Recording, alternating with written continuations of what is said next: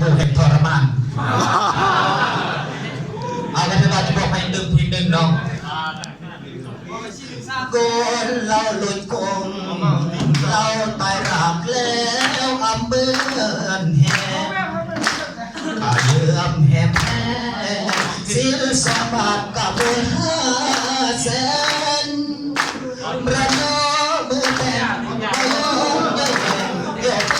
สยามแต่ตายดีเลยเบิ่งกาสอบกมลอัมพาดาเดินเพราะคนทุกดายกหาแล้วบาจิตเมียนยกได้เห็นจำใจมาเลยเห็นตายเห็นจำใจติดรังไม่มันก็ซ้ำดอกอันเดิมยกอันฝ่ายสองก็พูดบอก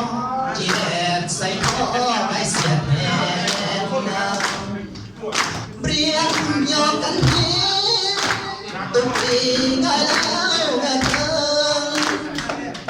แห่งพื้นที่เดินเราแห่งรวยกับมนต์แสนแต่ใครกี่ท้อดักเรียกเสตายแฮมตายรักแฮมมาเสรเบอร์ก็เล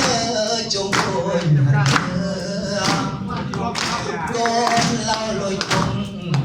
เราตายหักแล้วอำเบือนแหมขาเยื่อมแหมอากงแสงรวยกำมลลาน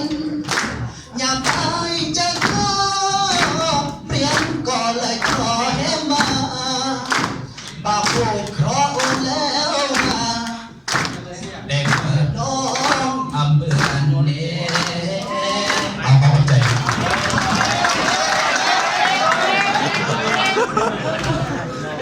จอกไล่จะมาสักข้อก็ยังอาจารย์